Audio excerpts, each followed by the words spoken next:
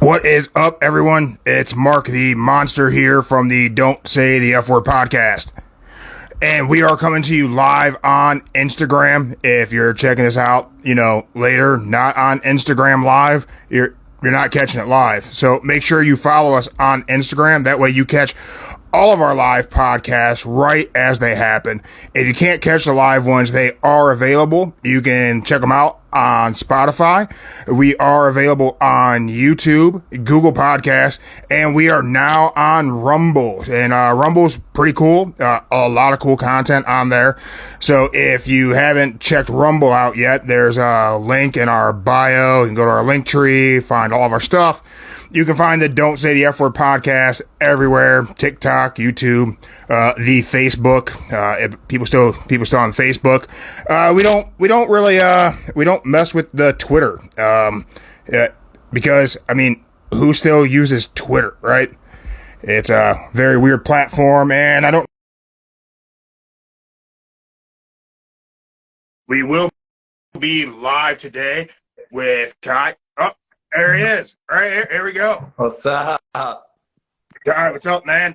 My name's Mark. I am Mark the Monster Clementine. Mark the Monster Clementine, huh? Yeah. The last name is kind of because I'm orange, like a clementine. Fair enough. Yeah, clever play on words, right? Yeah, I'm gonna be smiling the whole time because I've never been interviewed by an orange dude. So. Well, I won't be here for the whole thing. The big guy's coming, but I like to kick things off, make people smile, and make sure everybody's having a great time. Well, I'm having a great time. We are very happy you were able to join us, man. So, you're a BKFC fighter, yes, right? Sir. So, you're a tough guy, right? I would say, statistically speaking, I would say yes, but I don't think it's okay to just call yourself a tough guy, So, I'll take it. That's valid. Other people got to say you're tough, and I just wanted to mention I'm known for my combat sports expertise as well. Don't know if you've ever heard of this style, but I'm well versed in Beyblade. What's that? Right here. I got this Beyblade. It's a spinning top. Yep. Pretty cool combat sport. Yeah, spin this thing around, and it kicks the shit out of another Beyblade. That's what it does. That's a good one. That's funny. I thought you might like that. I'm going to get the big guy. Thank you for joining us. Thank you, everyone, for checking out our Instagram Live. And again, this will be available if you guys missed it or you want to come back and watch it on Spotify, YouTube, Google Podcasts, Rumble, all the places. Thank you, Kai. Big guy will be here in just a second. Yes, sir.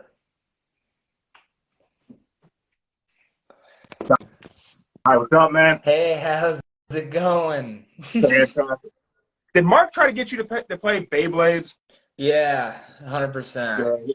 Yeah, he does that. It's either Beyblades or he'll bust out like some tech deck fingerboards. It's crazy, man. It's crazy. That's a good one. Heck yeah, I love it. I absolutely love it. How you doing today, man?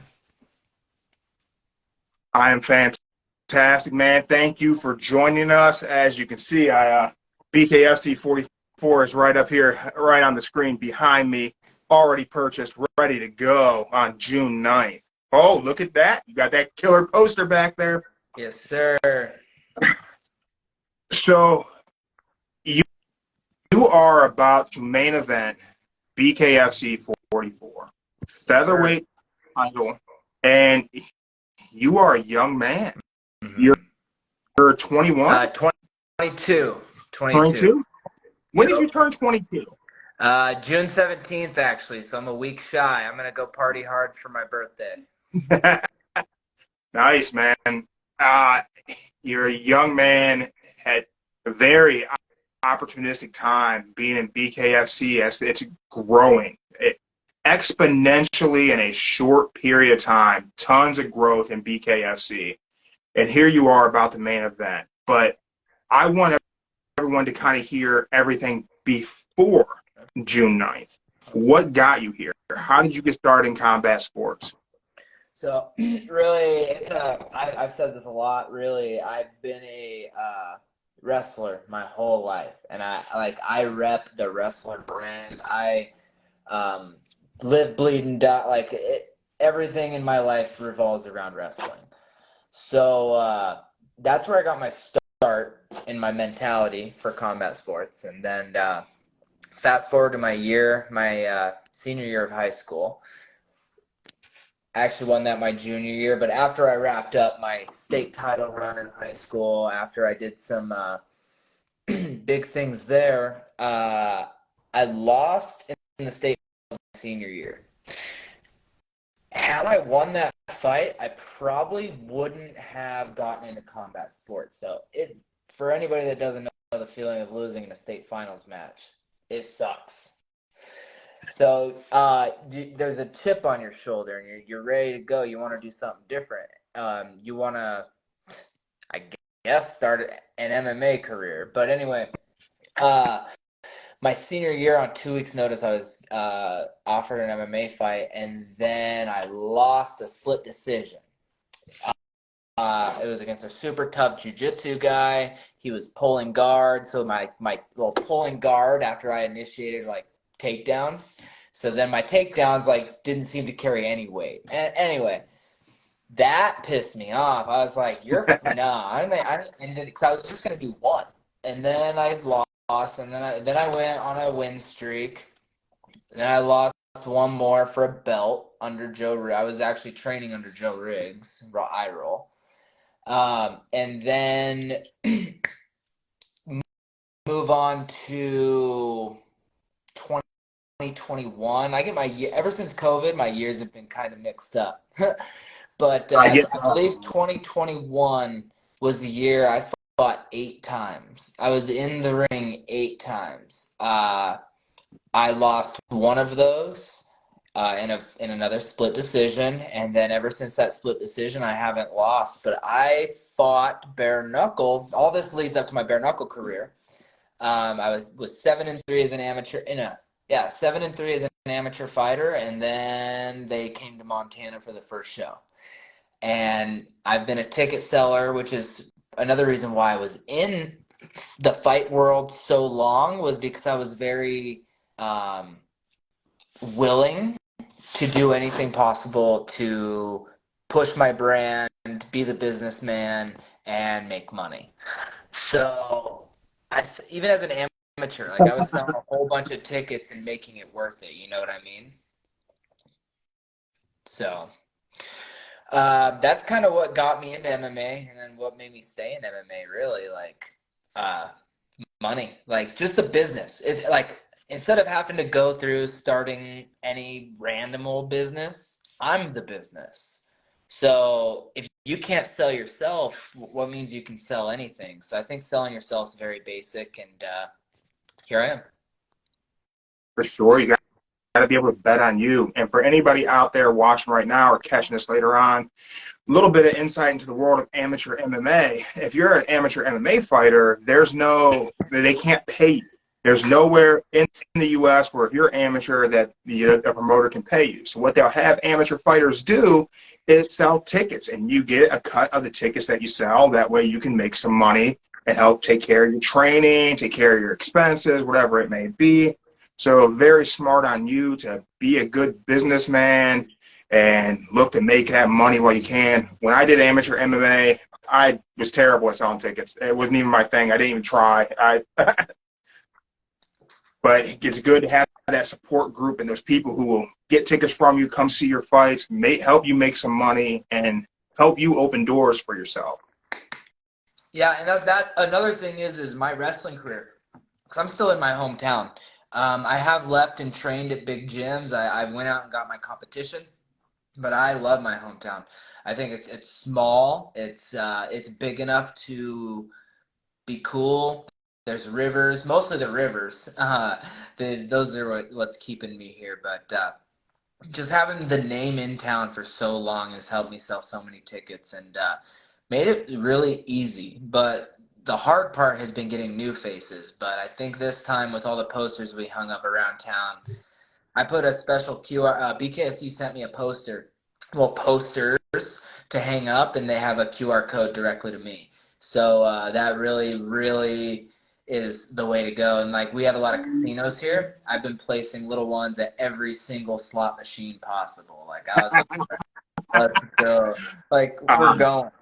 So That's the I'm way willing to bet on you do it, myself. man. I'm willing to bet on myself. I'm willing to sell myself, and I think that's the attitude you have to have in combat sports. And I think that's why I'm doing well and going to continue to do well. You know.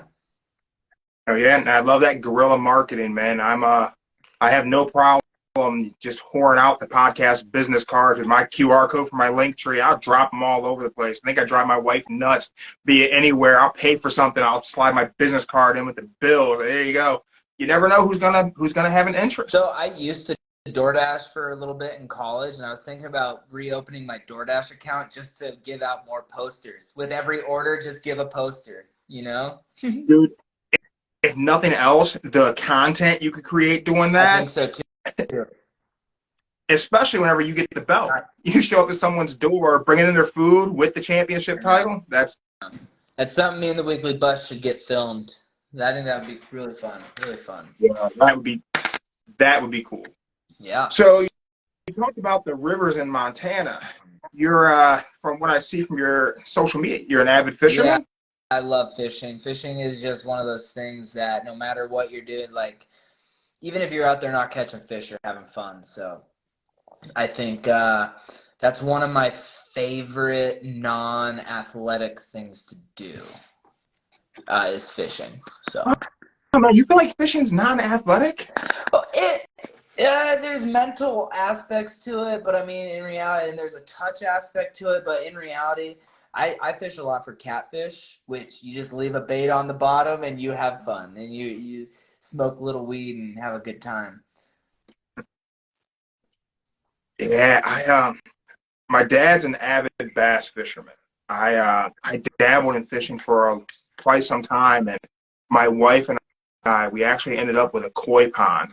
It was above ground pool, became a koi pond. We had over like 200 fish in there, and my wife caring for these things, it killed my ability to go out and go fishing. Really? I can't do it anymore. All these fish were like our fin babies. We had an issue. We had our pump system pulled one in and ended up killing it. I had to dig it out of there. Grotesque scene. And in that moment, I told her that you can sell all my fishing gear. I don't think I can do it anymore. Yeah. But I was thinking about going out today. It just downpoured rain, and usually right after a rain, the sturgeons start just absolutely hammering. And I would love to get some caviar because the sturgeon in the river still have like really good caviar in them. And I would absolutely love to have that for breakfast during this last little bit of fight camp. Oh, that'd be quality protein and some good amino acids right there. Yeah, and like super low calories. So it's like, screw it. Let's go. I was thinking it, but with that rain comes mud, and I want convenience during a fight camp. Like outside of fight camp, I will go to nitty gritty. We're going. Like let's go hardcore. During fight camp, I just want to relax and just focus on the fight. And if you're dealing with mud, it's so hard to do, you know? Yeah, yeah. And the last thing you want is to slip and tweak anything while you're out there, have some nonsense take place. Yeah, I agree, 100%. So we're in the home stretch before fight day. Where's your weight at? How you feeling? You feeling good? Yeah, I'm about 10 over, maybe a little bit more because of how much water I'm drinking. But by the end of this week, I should be within 5 pounds. Nice. Yep. Right on point. Yeah. Yeah, I love about the 5 to 8 pounds on fight week because it keeps you hungry, you know, keeps you sharp. Yeah.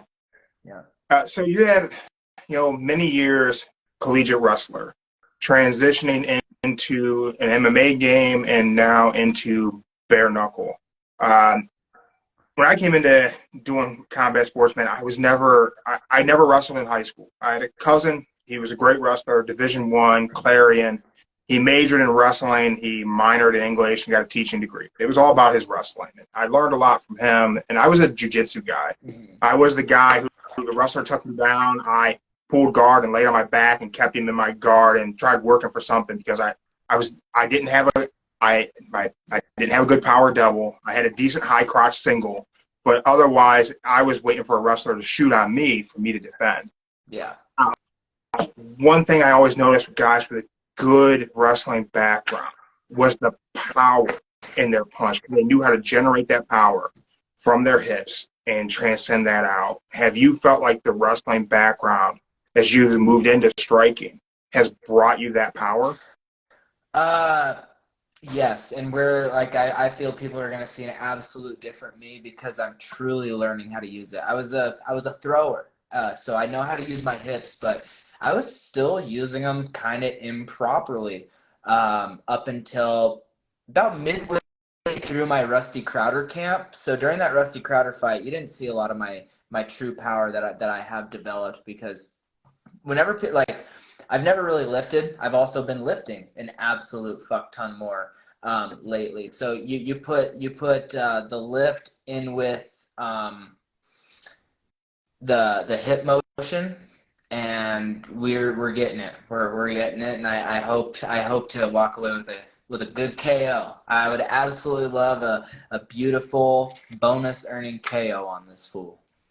Oh yeah, I see the video you work in the heavy bag. You see the power generating as you're working that bag, and that opportunity it presents itself. I can see you just landing one and sleeping him. Yeah. We got a listener asking, have you ever had to manage dealing with any injuries during a training camp?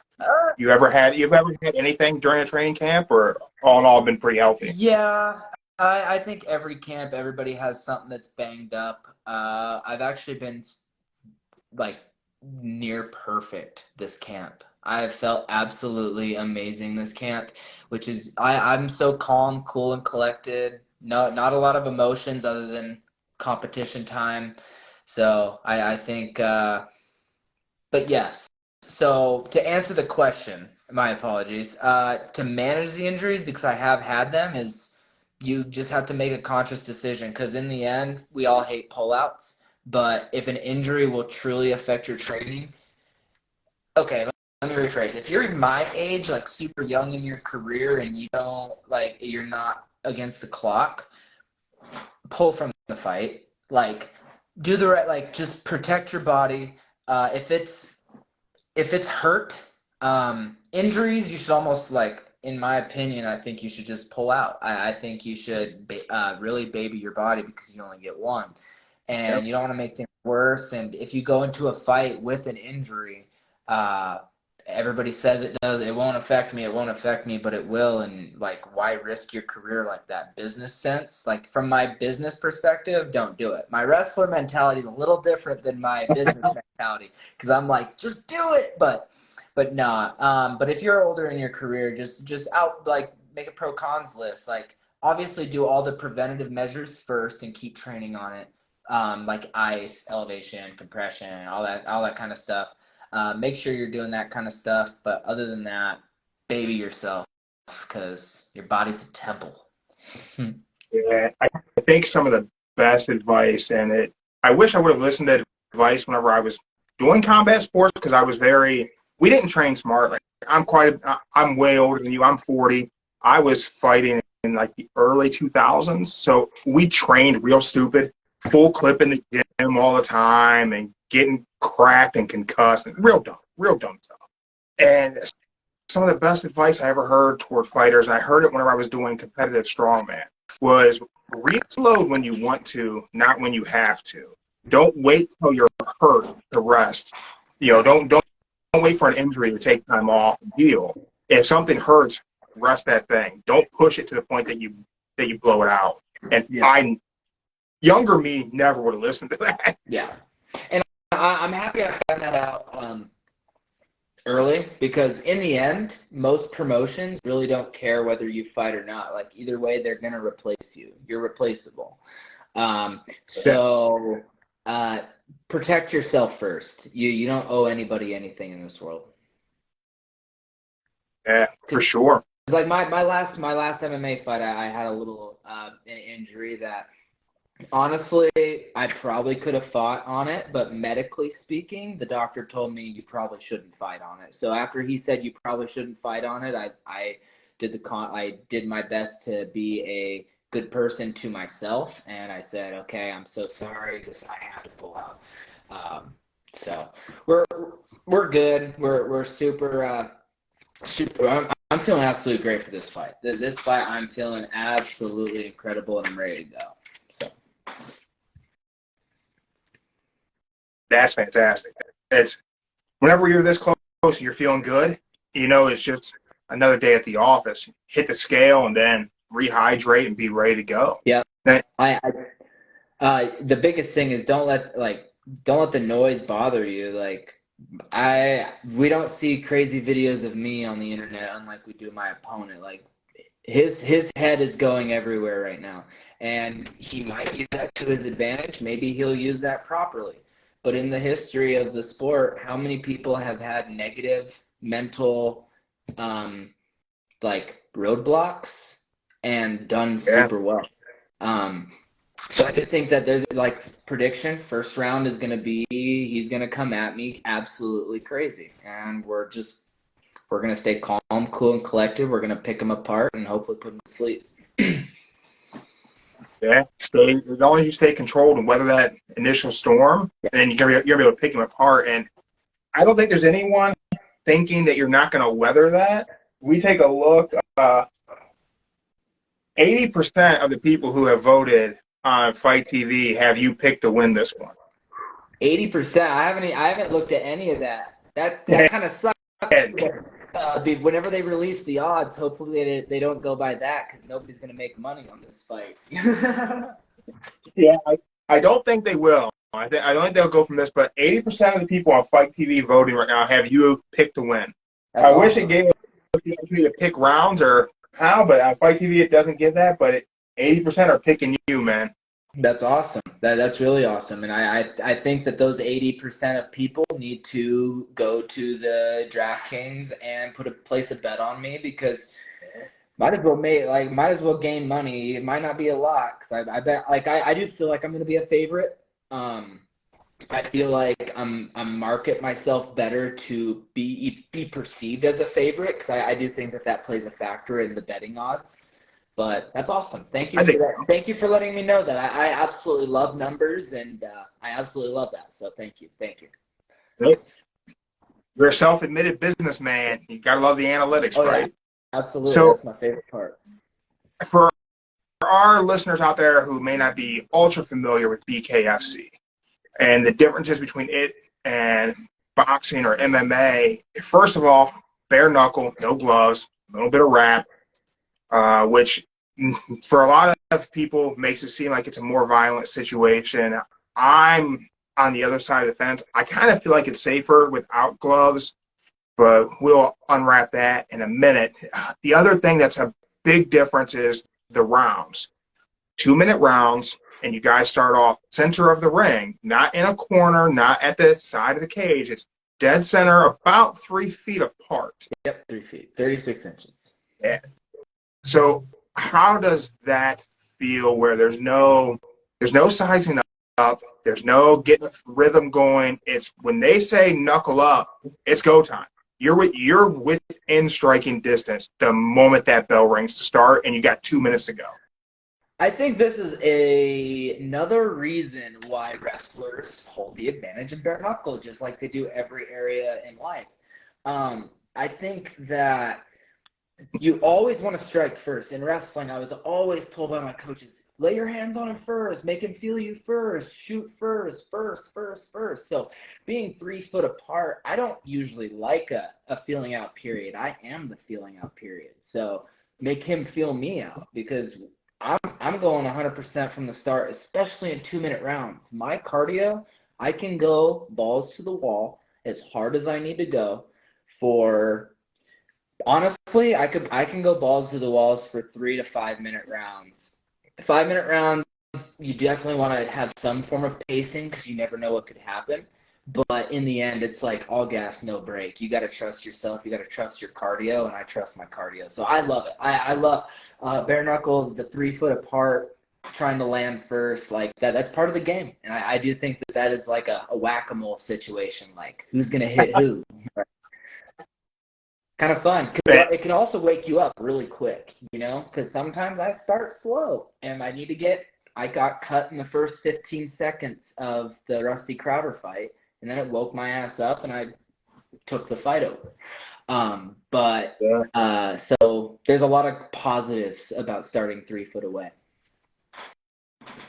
Yeah, everything you describe as a fighter that you enjoy about the structure of bare knuckle is everything for me as a fan that I love about bare knuckle, and I love that it's fast paced.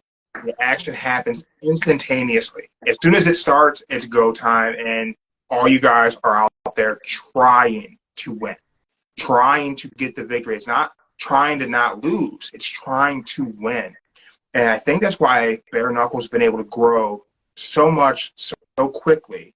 And for me, from my perspective, I find myself enjoying bare knuckle more than I'm enjoying any MMA right now, any boxing right now.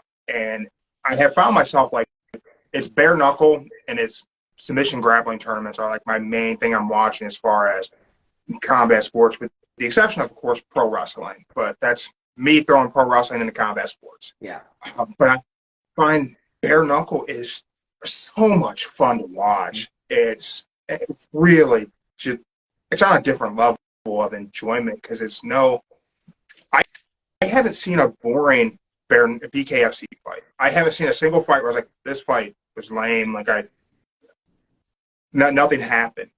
There's always something, and every event I think raises the bar for being the best BKFC event. Yeah, and that's from my business perspective. Whenever I got offered that debut fight, it was not on my bingo card at all. Bare knuckle was not on my bingo card until it fell right into my lap. And being the ticket seller, I heard how much tickets cost. I heard my percentage, and I was like, "Ooh, let's go!" So I was just gonna do one, and then it was so much fun. I had so much fun my first fight, and I was like, "Okay, I'll do another one, but let's do it in my hometown." So then they come to Great Falls, and I got to sell out my arena. I believe I sold up close to like $32,000 in tickets, and they were honestly they were some of the cheapest BKFC tickets there were. Like they were $35 tickets, and I sold mostly $35 tickets and $1,000 tables. So it was fun, man. And then we just go from there. We just keep on going, keep on chugging. That's awesome, man. That is absolutely awesome. Mm-hmm.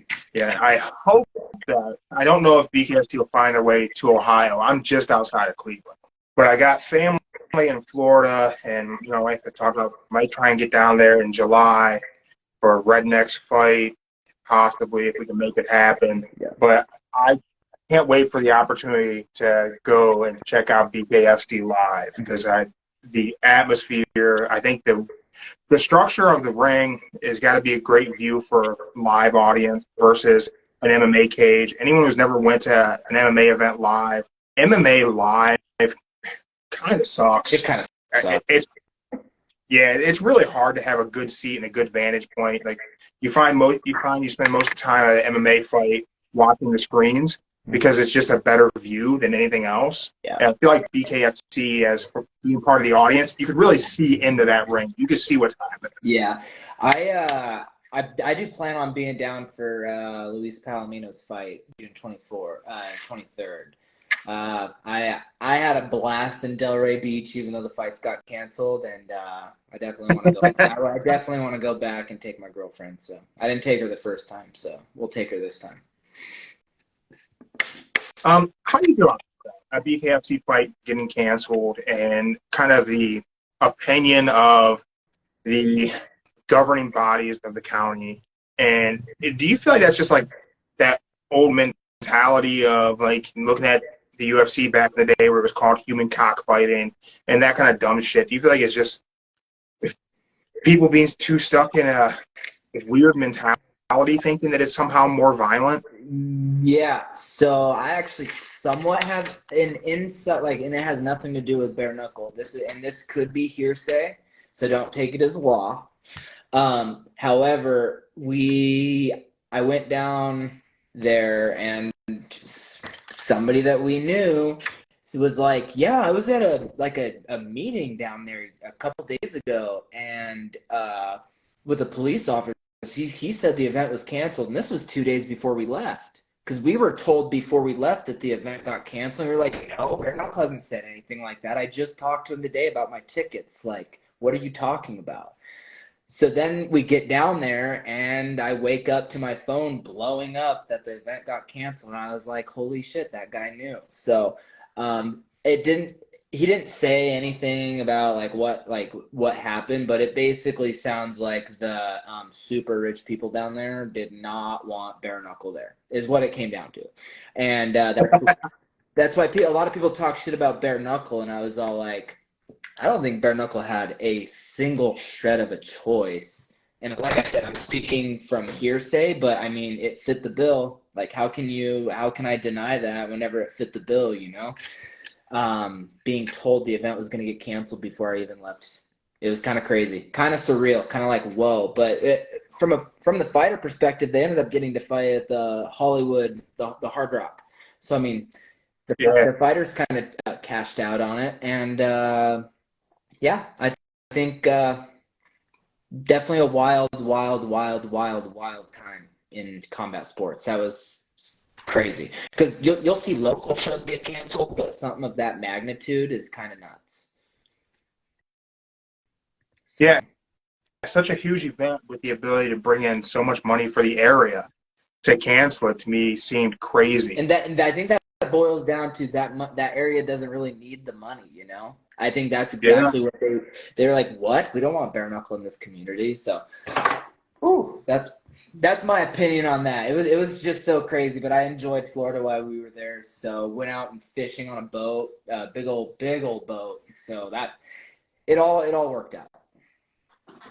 Cool.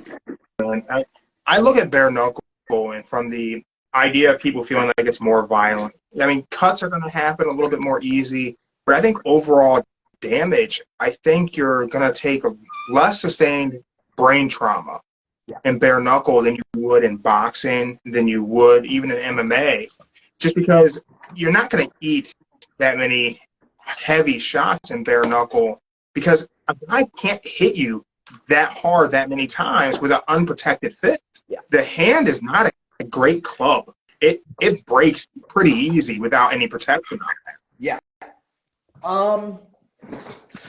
Yeah, the cuts are.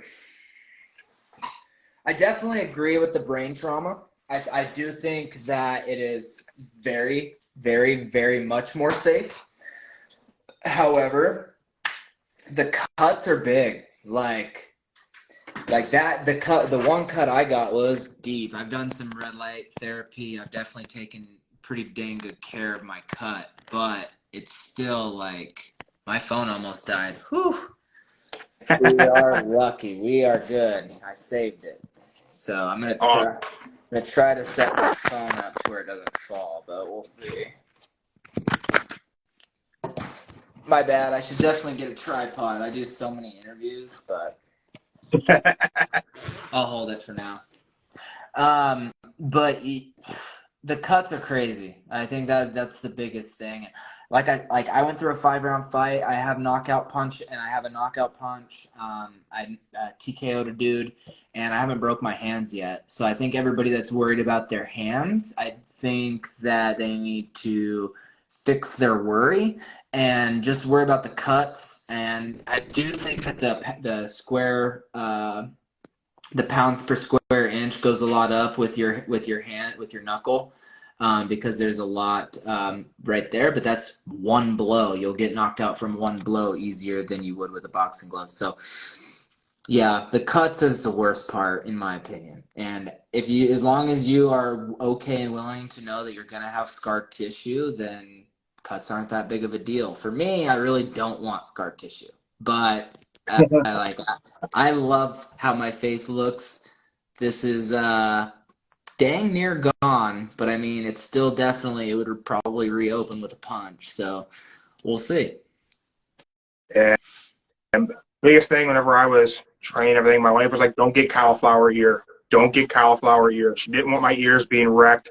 And I got lucky. They were all right. This one was almost ripped off my head, but I didn't end up with cauliflower from it. It ripped completely off, and she glued it back on and taped it back to my head for me. It healed up fine. Definitely want more. If I could have more cauliflower ear, I would be a little bit happy. I don't want anything crazy, but I would love to definitely be able to tell because you can see it here. And I've had it a little bit on the inside of this ear. But other than that, not bad.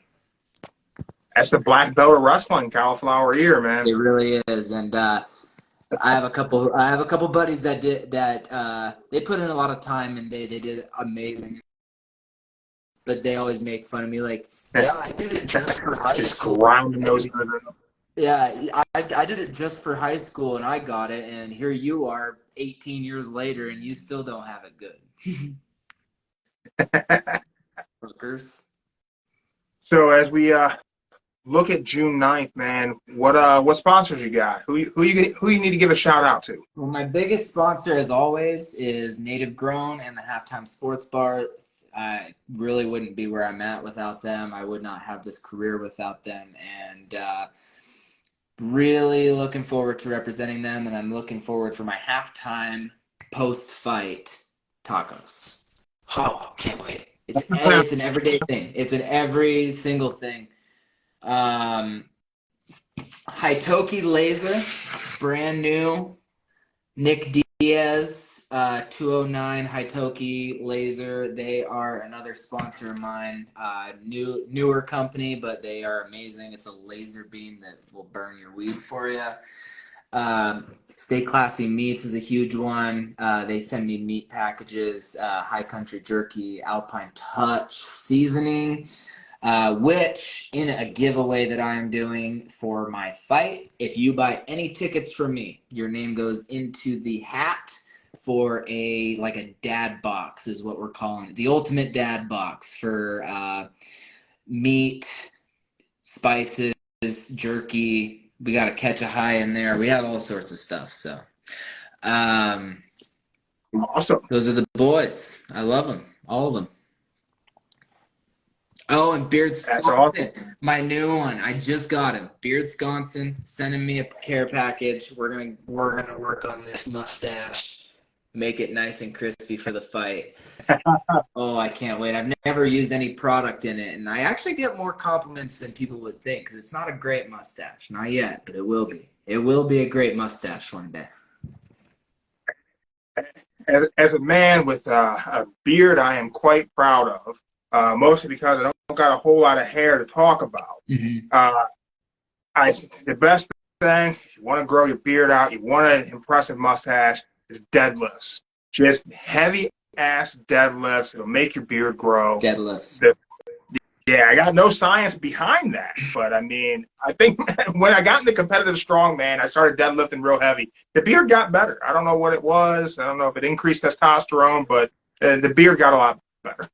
I'm definitely going to have to put that to the test for sure. And it's working in that strength training and lifting more. It's only benefits you. Have you, whenever you talk about adding in the lifting, what's your training routine like? Aside from sparring, aside from technique, from a fitness aspect, what's your schedule like? What types of things are you into? Have you heard of a tonal?